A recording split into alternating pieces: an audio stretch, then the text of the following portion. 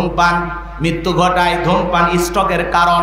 এমন একটা খাবার যে খাবারের প্যাকেটেই কি লেখা আছে, এর ক্ষতির কারণ লেখা আছে, তারপরেও জন্মের খাওয়া খায়।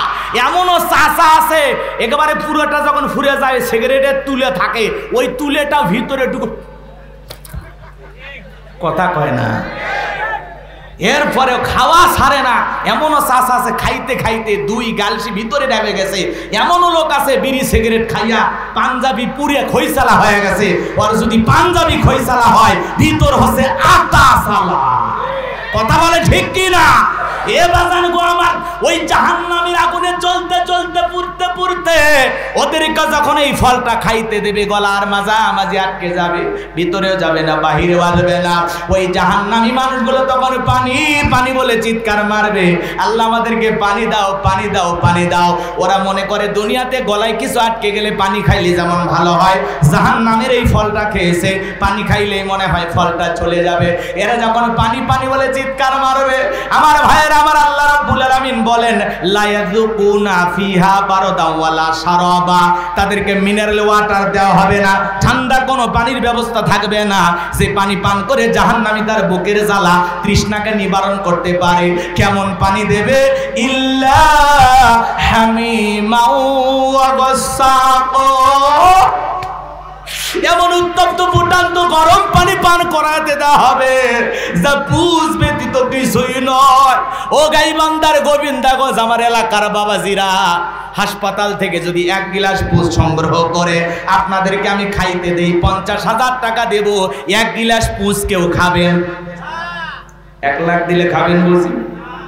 এখানে একজন আল্লাহর অনেক বড় বান্দা বসে আছে, এলাকার একজন সুনামধন্য আলেমে দ্বীন। বলেন তো বাজান, সূরা নাবার এই 25 নম্বর আয়াতে আল্লাহ তাআলা কি বলতেছেন? ইল্লা হামিমাও ওয়া গাসসাকা, এমন উত্তপ্ত ফুটন্ত গরম পানি তাদেরকে পান করানো হবে যা পুষ ব্যতীত কিছুই নয়। ওই পুষওয়ালা দুর্গন্ধওয়ালা পানিটা যখন পান করবে, জাহান্নামী যখন ওই পানি পান করার জন্য চেহারার সামনে নেবে, ওই পানির ফুটন্ত গরমে চেহারাটা ঝলসে যাবে। ওই পানিটা পান করা মাত্রই জাহান্নামের লারি ভুড়িগুলো গলে গলে পিছনের রাস্তা দিয়ে পড়ে যাবে। জোরে কর নাউযুবিল্লাহ। শুধু কি তাই না বাজার, ওই জাহান্নামের পানি যারা পান করবে এই দেহের গোশতগুলো খসে খসে পড়বে। এই যদি হয় জাহান্নামের শাস্তি, সেই জাহান্নামের ভয়ঙ্কর কঠিন আগুন থেকে বাঁচার জন্য সিজদা দিয়ে কাঁদতে হবে কার কাছে? জীবনে কি এমন 2 রাকাত নামাজ আছে যেই 2 রাকাতে কমপক্ষে আপনি 2 ঘন্টা সময় দিয়েছেন? পাওয়া যাবে? এক সিজদায় কি কখনো 1 ঘন্টা কাটাইছিলেন? নামাজ আমাদের এমন নামাজ, সাহাবীরা কিভাবে নামাজ পড়তেন একটু শুনে যান।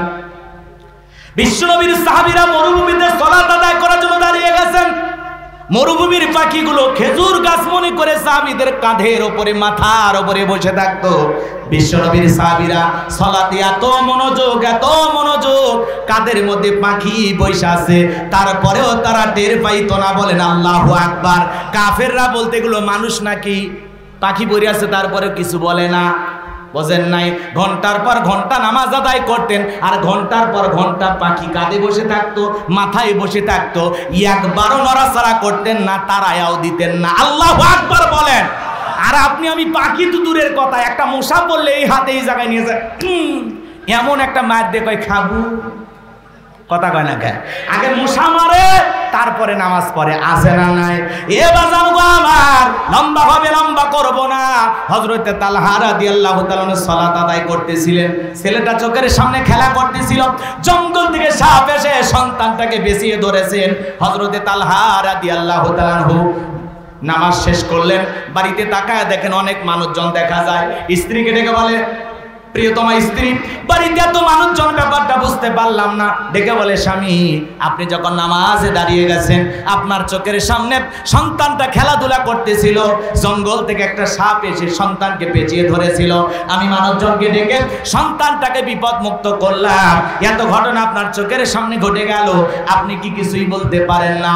হযরতে তালহা ডেকে বলা, বিবি রে, নামাজের মধ্যে এদিক খেয়াল করেন, নামাজের মধ্যে যদি মন এদিক সেদিক চলে যায় তাহলে নামাজ তো আর নামাজ থাকে না। আল্লাহু আকবার। চোখের সামনে সন্তানকে সাপ ধরে, টের পায় না। কি নামাজে মনোযোগ, কত গভীর মনোযোগ। কথাকে বোঝেন নাই? ভালো করে বোঝার চেষ্টা করবেন। আর আপনি আমি নামাজ পড়ি আসাদ মোড়, মন চলে যায় গোবিন্দাগঞ্জে। নামাজ পড়ি গাইবান্ধা, মন চলে যায় ভারতের বর্ডারে। কথা বলে ঠিক না? নামাজের মধ্যে মন দাঁড়ায়, খালি নামাজের মধ্যে মন খালি ছটপট করে। দুনিয়াবি নানান চিন্তা ভাবনা নামাজের মধ্যে মনে হয়।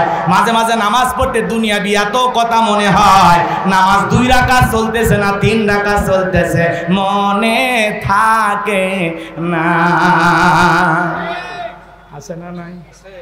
কষ্ট হচ্ছে আপনাদের বুঝি? এ বাজান মন খারাপ করতেছেন। নামাজের মতো আদায় করা লাগবে। সাহাবায়ে ইকরাম কিভাবে নামাজ আদায় করতেন, এক নামাজের ওয়াজ যদি করি 2-3 দিন আলোচনা করে শেষ হবে না। এত লম্বা সময় আমার হাতে নাই, সংক্ষিপ্ত করে কথাগুলো বলে দিয়ে যাচ্ছি। একটু দয়া করে দিল দিয়ে কথাগুলো বোঝার চেষ্টা করবেন বাজান। এই যে জাহান্নাম নিয়ে কথাগুলো বললাম, বলেন তো বাজান, জাহান্নামের শাস্তি কি ঘটেছে না ঘটবে? কথা কয় না। আল্লাহ তাআলা সতর্ক করে দিয়েছেন, সাবধান করে দিয়েছেন। আমি আপনাদের এলাকার সন্তান, আপনাদেরকে জাহান্নামের আযাব নিয়ে কথাগুলো শোনাইলাম সতর্ক করার জন্য, সাবধান করার জন্য, যে এখনো নিজেকে পরিবর্তন করে ওই জাহান্নামের রাস্তা থেকে ফিরাইয়া নিয়ে জান্নাতের রাস্তায় চলেন। কথা বলেন ঠিক না? এই কথাগুলো আল্লাহ তাআলা অগ্রিম মেসেজ কেন জানায়া দিয়েছেন, অগ্রিম বার্তা কেন দিয়েছেন? যাতে বান্দা সতর্ক হয়, সাবধান হয়। বান্দা যেন সিরাতাল মুস্তাকিমের রাস্তায় চলে, আমার দেখানো পথে চলে। কথা বলেন ঠিক না? আল্লাহর পথ দিয়া, আল্লাহর পথ বাদ দিয়ে আমরা মানুষের তৈরি করা পথে চলি। এই জন্য তো জীবন ভুল দিয়া ভরপুর। কথা বলে ঠিক না? কষ্ট হচ্ছে আপনাদের? নামাজের মতো আদায় করা লাগবে। এক সাহাবী, এদিক খেয়াল করেন, জিহাদের ময়দানে রাসূল আকরাম সাল্লাল্লাহু আলাইহি সাল্লাম 2 জন সাহাবীকে পাহারাদার নিযুক্ত করলেন। এরপরে সবাই ঘুমের মধ্যে চলে গেলেন। 2 জন সাহাবী দাঁড়িয়ে পাহারা দিতেছেন। একজন সাহাবী ডেকে বলতেছেন, ভাই 2 জন রাজ্যে গেলাপটা কি? আপনি পাহারা দেন আর আমি বিশ্রাম করি, আবার আপনি বিশ্রাম করবেন, আমি পাহারা দেব। তারা ডিউটিটা ভাগ করে নিলেন। এক সাহাবী আরামে চলে গেলেন, আর এক সাহাবী চিন্তায় পড়ে গেলেন। খামাখা দাঁড়িয়ে অপচয় সময় নষ্ট করে লাভটা কি? সময়টা একটু নামাজের মধ্যে কাটায় দেই। কারণ সাহাবীদের ধ্যানে জ্ঞানে শুধু আল্লাহকে খুশি করা। আরো জোরে বলেন আল্লাহু আকবার। বিশ্বনবীর সাহাবী নামাজে দাঁড়িয়ে গেলেন। কাফির বেঈমানরা এই সুযোগে চিন্তা করলো এটা মানুষ না গাছ। দূর থেকে একটা তীর নিক্ষেপ করলেন, সাহাবীর বাম হাতের ভিতরে ঢুকে গেল। আর একটা তীর নিক্ষেপ করলেন, আর একটা তীর এসে ডান হাতের ভিতরে ঢুকে গেল। বিশ্বনবীর সাহাবী নামাজ শেষ করলেন। সেই বন্ধুকে ডাক দিয়ে বলেন, ভাই তাড়াতাড়ি আপনি ঘুম থেকে ওঠেনি কেন, কি হয়েছে?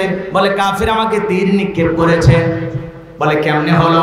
বলে, ভাই আপনি যখন বিশ্রামে চলে গেলেন আমি চিন্তা করলাম অপচয় সময় নষ্ট করে কি লাভ, সময়টা একটু নামাজের ভিতরে কাটায় দেই। এই কথা ভেবে আমি নামাজের মধ্যে দাঁড়িয়ে গেছি, আর এই সুযোগে ওরা আমাকে তীর নিক্ষেপ করেছে। আজকে যদি আমি রাসূল আকরাম সাল্লাল্লাহু আলাইহি সাল্লাম এবং সাহাবায়ে কিরামদের পাহারাদার যদি না হইতাম, আজকে আমি নামাজের ভিতরে এত মজা পাচ্ছিলাম, নামাজ পড়তে আমার এত ভালো লাগতেছিল। তীর শুধুমাত্র 2 হাতে নয়, তীর এসে যদি আমার কলিজাটা ছিদ্র করে এপাশ ওপাশ করে দিত, তারপরেও আজকে আমি নামাজ ছাড়তাম না। আল্লাহু আকবার। সাহাবায়ে কিরামদের নামাজ আর আপনার আমার নামাজ, এত তাড়াহুড়ো করে নামাজ পড়ে। এক চাচা এত তাড়াহুড়ো করে ওযু করছে, এক ঠাং না ধুয়ে মসজিদে ঢুকছে। টাইসালা মসজিদ, পিছলে খায়া চাচা একদিক, লঙ্গি একদিক, তাও বলে আল্লাহু আকবার। মানুষ কয়, চাচা আগে লঙ্গি ঠিক করেন, কয় আগে জামাত ধরি। আছে না নাই? নামাজের ভিতরে এত তাড়াহুড়া, খালি সিজদার পর সিজদা মারতেছে, 2 মিনিটে 2 রাকাত শেষ। আর যখন রমজান মাস আছে, বাপ রে বাপ, প্রত্যেকটা মসজিদে মনে হয় নামাজের প্রতিযোগিতা শুরু হয়েছে। কোন মসজিদে কত তাড়াতাড়ি তারাবি হয়। তারাবি মানি নাকি তাড়াতাড়ি, বিরাট বড় মুফতি। তারাবি মানে কি তাড়াতাড়ি না ধীরস্থির? আল্লাহ তাআলা তার এই গোলামকে সোনার মক্কা মদিনায় যাওয়ার সুযোগ করে দিয়েছিল। আমি গিয়েছিলাম, এ বাজান গো আমার, সোনার মক্কা মদিনায় তারাবি পড়লাম, সময় লাগলো 1 ঘন্টা 45 মিনিট। কত? আর আপনি 20 মিনিটে 20 রাকাত শেষ। কারো কারো তো 16 মিনিট হলেও হয়। নামাজ না তামাশা, মজা করে আল্লাহর সাথে, এরকম আছে না নাই? আবার কেউ নামাজের মধ্যে দাঁড়াইয়া চোখ কান কিচ্ছু ঠিক থাকে না। আল্লাহ কি বলতেছে? আল্লাযীনা হুম ফি সলাতিহিম খাশিউন, যারা সালাত আদায় করে বিনয়ের সহিত, নম্রতার সহিত, খুশু খুশু ভাব নিয়া, আল্লাহর ভয় নিয়া নামাজের মধ্যে দাঁড়ায় দাড়ি চুলকায়, টুপি ঠিক করে, লুঙ্গি ঠিক করে। তোমার লুঙ্গি এত খোলে, একটা রশি লাগায়ও। এ কথা কর নাকি আপনারা? নামাজের মধ্যে দাঁড়ায় এদিক ওদিক তাকায়, আবার ওযুখানায় যদি কেউ ট্যাপ ছেড়ে দেয় বাঁকা চোখে দেখে ও উত্তর পাড়ার খালে কাটছে। কথা কয় না। এই হলো আমাদের সলাতের অবস্থা। মুরব্বী চাচা বয়স হয়ে গেছে, দাড়ি পেকে গেছে, তারপরে নামাজ ঠিক মতো পড়তে পারে না। এক চাচা মেয়ে দেখি নামাজ পড়তেছে আর মুখ নড়তেছে, এমন কায়দায় মুখ নাড়তেছে। আমি নামাজ শেষে জিজ্ঞাসা করে বললাম, চাচা এত ভাবে মুখ নাড়লেন, কোন সুরেটা পাঠ করলেন? যে সুরে মনে হয় মাখরাজ এত কঠিন, আপনার মুখের তো বিকৃতি হয়ে যাচ্ছে, ব্যাপারটা কি? কোন সুরে পাঠ করলেন? তখন বলতেছে, হুজুর আমি মূর্খ মানুষ, আমি কিচ্ছুই জানি না হুজুর, আমি শুধু দেখি মানুষ নামাজের ভিতরে ঠোঁট নাড়ায়, মুখ নাড়ায়, আমি চিন্তা করেছি আমি এমন কায়দায় নড়াবো যাতে মানুষ বুঝতে পারে এই মনে হয় সুরে পড়তেছে না, ভূমিকম্প শুরু হয়ে গেছে। আছে না নাই এরকম নামাজি? এ বাজান, শিখতে কোনো লজ্জা নাই, শিখতে কোনো বয়স লাগে না। এই জন্য বাজান গো আমার, আপনি পটল চাষ বোঝেন, বেগুন চাষ বোঝেন, ধান চাষ বোঝেন, আলু চাষ বোঝেন, দুনিয়ার ব্যবসা বাণিজ্য দুনিয়াদারি সব বোঝেন, শুধু ইবাদতের ক্ষেত্রে বলে বাবা আমি পারি না, আমাকে দিয়ে কি হবে? 10টা ছেলের বাপ হয়ে গেল, তোমাতে হবে না। এ কথা কয় না। খালি ইবাদতের ব্যাপারে, নেক কাজের ব্যাপারে যত উদাসীন মনোভাব, কথা বলে ঠিক কিনা? এজন্য আল্লাহ বলেন আল্লাযীনা হুম ফি সলাতিহিম খাশিউন। কথা বলে না কেন? দুর্ভাগা, হতভাগা সেই সমস্ত নামাজি যারা নামাজের ব্যাপারে উদাসীন, মনোযোগ থাকে না।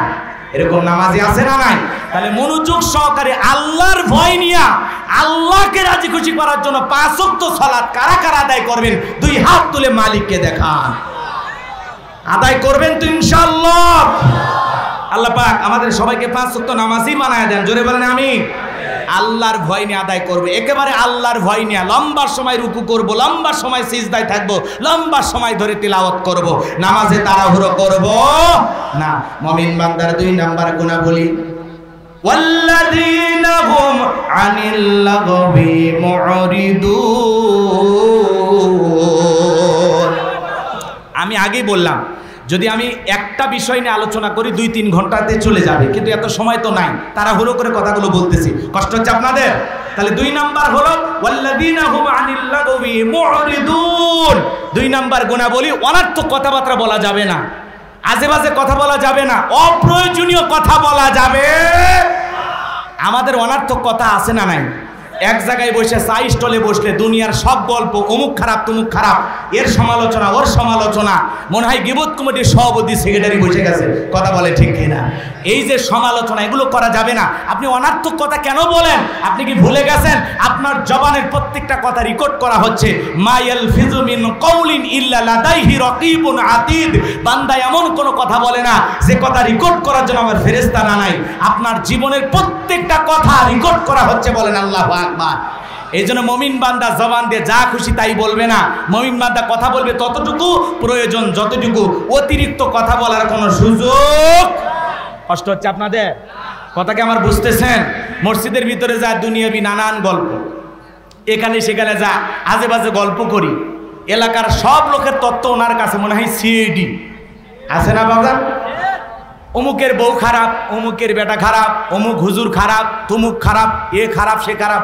আরে ভাই, সব মানুষ দুনিয়ার তো খারাপ বানাইলেন, আপনি কত নাম্বার আল্লাহর ওলি? কথা কয় না। এই জন্য মানুষের সমালোচনা না করে কি করা লাগবে?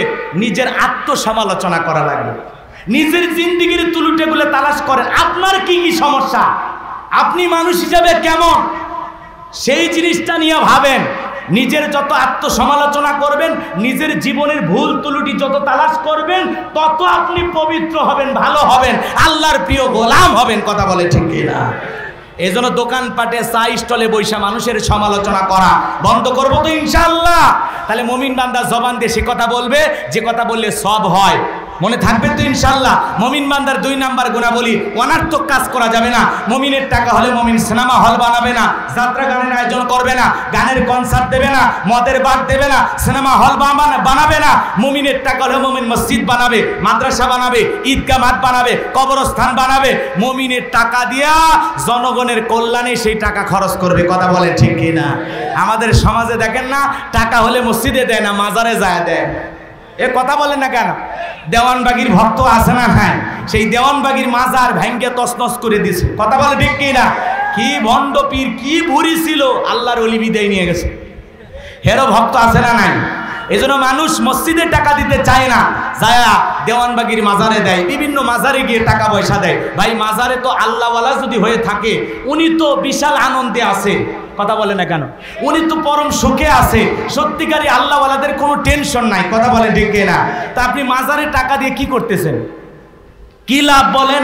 ওই টাকাটা মসজিদে দেন, মাদ্রাসায় দেন, যারা গরিব দুঃখী এতিম অসহায় প্রতিবন্ধী আছে এদেরকে দেন। কথা বলে ঠিক না? মাজারে টাকা দিয়ে কোনো লাভ। এই জন্য মাজার পূজারী এক শ্রেণীর মানুষ আছে আমাদের দেশে, যারা মাজার পূজা বাংলাদেশে এমন ভাবে মাজারে যায় সিজদা দেয়, পীর সাহেবের পায়ে সিজদা দেয়। মনে রাখবেন, যারা মাজারে গিয়ে সিজদা দেয়, পীর সাহেবের পায়ে সিজদা দেয়, এটা নিঃসন্দেহে শিরিক। কথা বলেন ঠিক না? এজন্য সিজদা পীরের পায়ে নয়, সিজদা মাজারে নয়, সিজদা হবে মসজিদে। কথা বলেন ঠিক না? এজন্য ভণ্ড দেওয়ানবাগী তার মাজার ভেঙে জনতা গুড়িয়ে দিয়েছে। আমরা চাই এরকম ভাবে বিভিন্ন মাজারে আপনারা কেউ আক্রমণ করবেন না। প্রশাসন আছে, দায়িত্ব নেবে, আইন নিজের হাতে তুলে নেওয়া যাবে না। কিছু উৎসুক জনতা আছে, এরা আবেগ কন্ট্রোল করতে না পেরে দেওয়ানবাগীর মাজারে যা আছে সব ভেঙে তছনছ করে ফেলে দিয়েছে। আল্লাহু আকবার বলেন, একটু জোরে বলেন আল্লাহু আকবার। আমরা বলবো যে সমস্ত মাজারে শিরিক হয়, যে সমস্ত মাজারে মানুষকে মুশরিক বানানোর পাই তারা চলতেছে, মানুষের আবেগ নিয়ে খেলা হচ্ছে, সে সমস্ত মাজারগুলোতে এমন ভাবে দৃষ্টি রাখতে হবে যাতে মানুষ শিরিক না করার সুযোগ পায়। কথা বলে ঠিক না? এই জন্য আমরা কেউ নিজের হাতে আইন তুলে নেব না। অনেক জায়গায় যুবকেরা এগুলো করতেছে, একদিক দিয়ে ভালো, আর একদিক দিয়ে এইভাবে আমরা যদি উগ্রতা প্রকাশ করি, এভাবে যদি আমরা উশৃঙ্খল হয়ে যায়, হিতে বিপরীত হয়ে যেতে পারে। কথা বলে ঠিক কি না? এই জন্য যা করব সতর্কতার সহিত ঠান্ডা মাথায় বুঝে আইন শৃঙ্খলা বাহিনীকে সঙ্গে নিয়ে। কথা বলেন ঠিক কি না? মনে থাকবে তো ইনশাল্লাহ? কষ্ট হচ্ছে আপনাদের? বিরক্ত হয়েছেন আমার উপরে? একটা তাকবীর দেন, লিল্লাহে তাকবীর। তাহলে মুমিন অনার্থক পথে টাকা পয়সা খরচ করবে না। মুমিনের টাকা হলে মুমিন মসজিদ বানাবে, মাদ্রাসা বানাবে। কথা বলেন ঠিক কিনা? এই দিক খেয়াল করেন। মুমিন বান্দার 2 নাম্বার গুণাবলী, গভীর মনোযোগ দিয়ে কথাগুলো বোঝার চেষ্টা করবেন, শোনার চেষ্টা করবেন। মুমিন বান্দা অনার্থক কথাবার্তা বলবে না, অনার্থক কাজ করবে না, অনার্থক পথে টাকা পয়সা নষ্ট করা যাবে না। মুমিন বান্দাকে আল্লাহ রাব্বুল আলামিন যদি টাকা পয়সা দেয়, মুমিন বান্দা টাকা পয়সা খরচ করবে কার পথে? আরো জোরে বলেন, কার পথে? আল্লাহ রাব্বুল আলামিন আমাদের সবাইকে বোঝার তৌফিক দান করুন। জোরে বলুন আমিন। মুমিন বান্দার 2 নাম্বার গুণাবলী, অনার্থক জিনিস কান দিয়ে শ্রবণ করা যাবে না। এই কান আল্লাহ গান শোনার জন্য দেয় নাই। এ তরুণ যুবক, কানের ভিতর ইয়ারফোন লাগায়া তুমি গান শোনো, এরকম যুবক আছে না নাই? কয় রূপবানে নাচে কমর দোলাইয়া, আল্লাহর ফেরেশতারা কবরে নিয়ে পিটাবে সোলাইয়া সোলাইয়া, এরকম যুবক আছে না নাই? এজন্য যুবক ভাইদেরকে অনুরোধের ভাষায় বলবো, এই কান আল্লাহ গান শোনার জন্য দেয় নাই, ডিজে পার্টির নাচ শোনার জন্য দেয় নাই, উল্টা পাল্টা গান শোনার জন্য দেয় নাই। আল্লাহ পাক এই কান দিয়েছে ভালো কথা শ্রবণ করতে হবে, ওয়াজ নসিহত শ্রবণ করতে হবে, কোরআন তেলাওয়াত শ্রবণ করতে হবে। এই কান দিয়ে ভালো ভালো কথাগুলো শ্রবণ করার দরকার আছে না নাই? সিরাজগঞ্জের এক যুবক কানের ভিতর ইয়ারফোন লাগাইয়া রেল লাইন দিয়ে হেঁটে হেঁটে যাচ্ছিল, ট্রেন এসে ধাক্কা মারিয়া 3 টুকরা করে থুয়ে গেছে। মরার পরে এখন কবরে যায় গান শোন। কথা বলে ঠিক কিনা? এজন্য যুবক রে, এত বড় উন্মাদ পাগল হওয়া যাবে? তাহলে গান বাজনা শ্রবণ করা যাবে? এগুলো শোনা জায়েজ না হারাম? তাহলে মুমিন বান্দার 2 নাম্বার গুণাবলী, মুমিন বান্দা সেই কথা বলবে যে কথা বললে সব হয়। মুমিন বান্দা সমাজে সেই কাজ চালু করবে যে কাজ চালু করলে সব হয়। মুমিন বান্দা সেই জিনিসগুলো শ্রবণ করবে যেগুলো শুনলে সব হয়। এক কথায় সব আছে যেখানে, সব আছে যেখানে। কারা কারা আছেন 2 হাত তুলে দেখান, লিল্লাহে তাকবীর। হাত নামান, কষ্ট হচ্ছে আপনাদের। এইবার মুমিন বান্দার 3 নাম্বার গুণাবলী আল্লাহ রাব্বুল আলামিন বলেন, ওয়াল্লাযীনা হুম লিয-যাকাতি ফাইলুন। মুমিন বান্দার 3 নাম্বার গুণাবলী, আল্লাহ যদি মুমিন বান্দাকে নিসাব পরিমাণে ধন সম্পদের মালিক বানায়া দেয়, মুমিন বান্দাকে আল্লাহ যদি ধনী বানায়া দেয়, মুমিন বান্দা সক্রিয়ভাবে হিসাব করে করে বছরে একবার যাকাত দেবে। কার ভয়ে? যাকাত দেওয়া নফল না ফরজ? একটু জোরে বলেন, যাকাত দেওয়া নফল না ফরজ? নামাজ আদায় করা যেমন ফরজ, যাকাত দেওয়া তেমনি ফরজ। কথা বলেন ঠিক কিনা? যাকাত আল্লাহ তাআলা কেন দিলেন? যাকাত হলো অর্থনৈতিক ইবাদত। ভালো করে বোঝার চেষ্টা করবেন। যাকাত আসছে দারিদ্রতা বিমোচন করার জন্য, যাকাত আসছে অভাব মুক্ত সমাজ রাষ্ট্র দেশ গড়ার জন্য, যাকাত আসছে দারিদ্র মুক্ত বাংলাদেশ গড়ার জন্য, যাকাত আসছে রাস্তায় পড়ে থাকা অসহায় মানুষের মুখে হাসি ফোটানোর জন্য। যাকাতের মাধ্যমে রাস্তার এপারে 10 তলা এপারে গাছতলা এর ব্যবধানকে দূর করার জন্য। বলেন আল্লাহু আকবার। আল্লাহ যাদেরকে ধনী বানাইছে বছরে একবার যাকাত দিতে হবে। কার ভয়ে? যাকাত দেওয়া নফল না ফরজ? আল্লাহ পাক আপনাকে যে যাকাত দিয়েছেন ভালো করে বোঝেন, শতকরা 2.5% দিতে হবে। কয় লাখ টাকার কয় হাজার টাকা যাকাত আসে, কয় কোটি টাকার কয় লাখ টাকা যাকাত আসে, একটু হিসাব নিকাশ করে যাকাত দেওয়ার দরকার আছে না নাই? ভালো করে বোঝার চেষ্টা করবেন। আল্লাহর নবী মুসা আলাইহিস সালামের জামানায় একজন জালেমের আবির্ভাব হয়েছিল, এর নাম ছিল কারুন। এই কারুনকে আল্লাহ এত সম্পদ দিয়েছিল, এ বাজান গো আমার 70টা উট লাগতো চাবি বহন করতে। চাবি যদি এত হয় তালা কত, আর তালা যদি এত হয় সিন্ধুকে মাল কত। সেই কারুনের কাছে আল্লাহ নবী মুসা আলাইহিস সালাম গিয়েছিলেন, হে কারুন তোরে যাকাত দিতে হবে। কারুন ডেকে বলে আমি যাকাত দিতে পারবো না। আল্লাহ নবী মুসা আলাইহিস সালাম রাগান্বিত হয়ে ডেকে বলে যাকাত না দিলে যাকাত আদায় করা হবে। আল্লাহু আকবার বলেন। যাকাত সহজে ধনীরা দিতে চায় না। এমনও ধনী আসে 1 কোটি টাকা যাকাত আসবে, 5-10 লাখ টাকা যাকাত দিয়া নিজের 90 লাখ টাকা যাকাত নিজে মেরে খায়। আছে না নাই? 2 লাখ টাকা যাকাত আছে, 10-20 হাজার টাকা দিয়ে বাকিটা মেরে খায়। আছে না নাই? যাকাত ধনীরা দিতে চাইবে না, যাকাত আদায় করা লাগবে। আর যাকাত যদি আদায় করতে চান তাহলে বাংলাদেশের অনেক মন্ত্রণালয় আছে, একটা যাকাত মন্ত্রণালয় চালু করতে হবে। আর এই যাকাত মন্ত্রণালয়ের দায়িত্ব দেওয়া রাখবে এদেশের বিজ্ঞ ইসলামিক স্কলার দ্বীনের দায়ী আলেমদের কাঁধে। আল্লাহু আকবার বলেন। আমি বলবো কষ্ট হচ্ছে আপনাদের? ভালো করে বোঝেন। আল্লাহ নবী মুসা আলাইহিস সালাম ডেকে বলে যাকাত না দিলে যাকাত কি করা হবে? আদায় করা হবে। নবী মুসা আলাইহিস সালামের রাগ কম না বেশি? যে নবী, এদিক খেয়াল করেন, যে নবী রেগে গেলে মাথার টুপি ভেদ করে চুল খাড়া হয়। আল্লাহু আকবার বলেন। যে নবী রেগে গিয়ে আজরাইলকে পর্যন্ত চর মারছে। আল্লাহু আকবার বলেন। সেই নবীর মেজাজ এত কঠিন মেজাজ, এত রাগান্বিত পয়গাম্বার। মুসা আলাইহিস সালাম চোখের দিকে তাকাইয়া কারুন বলে যাকাত দেব। কত দিতে হবে? আল্লাহর পয়গাম্বার বলে 2.5%। বলে আমাকে একটু সময় দেন, আমি হিসাব নিকাশ করে বলবো। এ বাজান গো আমার, এইবার কারণ হিসাব নিকাশ করতে বসে গেল। এত সম্পদ, এত টাকার মালিক, কয়েক হাজার কর্মচারী দিয়ে যদি যাকাতের টাকা দেওয়া হয় এরপরেও টাকা শেষ হবে না। এমনি তো কৃপণ, পায়ে স্যান্ডেল দেয় না ক্ষয় যাবে বলে, গায়ে জামা পরে না ছিঁড়ে যাবে বলে, সেই কৃপণ কি এত টাকা যাকাত দিতে পারে না? সেইবার কি করলো, এলাকায় একটা 2 নাম্বার মহিলা ছিল পতিতা, এর নাম ছিল সবদা। এই সবদা নামের পতিতার কাছে যা বলে, সবদারে 2 বস্তা টাকা তোরে দেব। 1 বস্তা টাকা আমি অ্যাডভান্স হিসেবে এখন দিলাম, আর 1 বস্তা টাকা তোরে সাক্ষী দেওয়ার পরে দেব। বিনিময়ে আল্লাহ নবী মুসা আলাইহিস সালাম যখন আগামী কালকে আলোচনা করবে, ওই ভরা মসজিদে দাঁড়ায়া একবার শুধু বলবি, মুসা নবী দিনের বেলায় ওয়াজ করে আর রাতের বেলায় আমি সবদার সাথে রাত কাটাই। বাস এতটুকু কথা বললেই যথেষ্ট, বাকি যা করার আমি করব। যেহেতু 2 নাম্বার মহিলা রাজি হয়ে গেল, এ বাজান গো আমার, পরের দিন সকালবেলা আল্লাহ নবী মুসা আলাইহিস সালাম আলোচনা করতেছেন। ওই ভরা মসজিদে হাজার হাজার জনতা আলোচনা শুনতেছেন।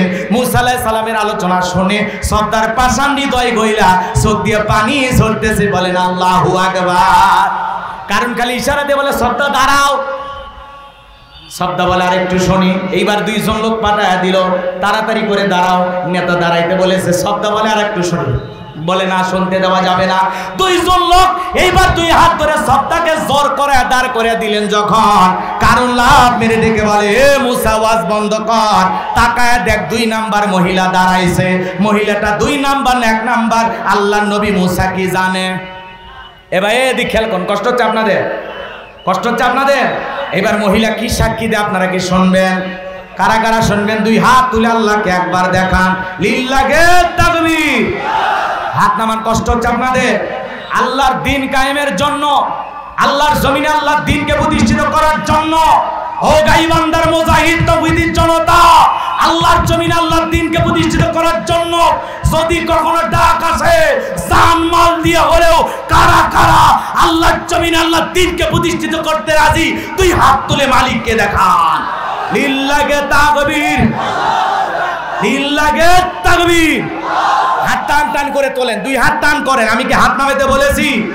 আচ্ছা, মাঝে মাঝে হাত বেঁকা করে তুলেছেন। 2 হাত সোজা করার শক্তি নেই। আপনি পুরুষ মানুষ, 2 ডিম ভিটামিন ক্যালসিয়াম মাঝে মাঝে কিনে খাবেন, একেবারে দুর্বল হলে চলতে পারবেন। হাত সোজা করেন, সোজা করেন। আমার আল্লাহ রাব্বুল আলামিন বলেন, ইন্নাল্লাহা আশতারা মিনাল মুমিনিনা আনফুসাহুম ওয়া আমওয়ালাহুম বিআন্না লাহুমুল জান্নাহ। সূরা তাওবার 111 নম্বর আয়াতে আল্লাহ পাক জানিয়ে দিলেন, নিশ্চয়ই মুমিন বান্দার জান মাল আমি আল্লাহ ক্রয় করে নিয়েছি, বিনিময়ে দেব জান্নাত। বলুন সুবহানাল্লাহ। তাহলে বলেন তো বাজান, আপনার আমার জীবনের মালিক কে? আপনার আমার সম্পদের মালিক কে?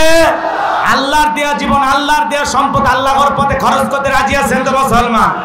রাজি আছেন তো ইনশাআল্লাহ? বাম হাত নামান, শুধু ডান হাত তুলে রাখেন, শুধু ডান হাত, শুধু ডান হাত।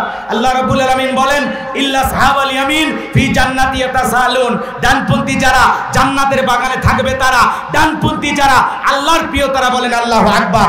কোনো কথা হবে না। কিছুক্ষণ আগে বলেন, হুজুর জীবন দিতে রাজি, রক্ত দিতে রাজি। আপাতত জীবন রক্ত দেয়া লাগবে না। 2 হাত, ডান হাতটা পকেটের ভিতর ঢুকে দিয়া যে যা পারেন যতটুকু পারেন এই তাফসীর মাহফিলের জন্য প্রাণ করে দান করবেন। সোজা ডান হাত নিজের পকেটে দেন, আমিও দিচ্ছি, দেন। নিজের পকেটে হাত দেন। খবরদার অন্য কারো পকেটে হাত দিয়ে পকেট মার বলে মার খাবেন না। সবাই পকেটে হাত দেন, সবাই পকেটে হাত দেন, সবাই পকেটে হাত দেন, সবাই পকেটে হাত দেন। ছেলে পেলে যারা আছো, ব্যাগ নিয়ে, রুমাল নিয়ে, চাদর নিয়ে, যার কাছে যা আছে তাই নিয়ে মাঠে নামো, খেলা হবে। লিল্লাহে তাকবীর, লিল্লাহে তাকবীর। আজকের মাহফিলের প্রধান আকর্ষণ আমাদের প্রিয় ভাই, বিশিষ্ট আলেমে দ্বীন আলহাজ হযরত মাওলানা আব্দুল হাই মোহাম্মদ সাইফুল্লাহ ভাইয়ের আগমন। সাইফুল্লাহ ভাইয়ের আগমন। লিল্লাহে তাকবীর। গাইবান্ধাবাসীর পক্ষ থেকে, গাইবান্ধাবাসীর পক্ষ থেকে লিল্লাহে তাকবীর। সবাই হাত দেন।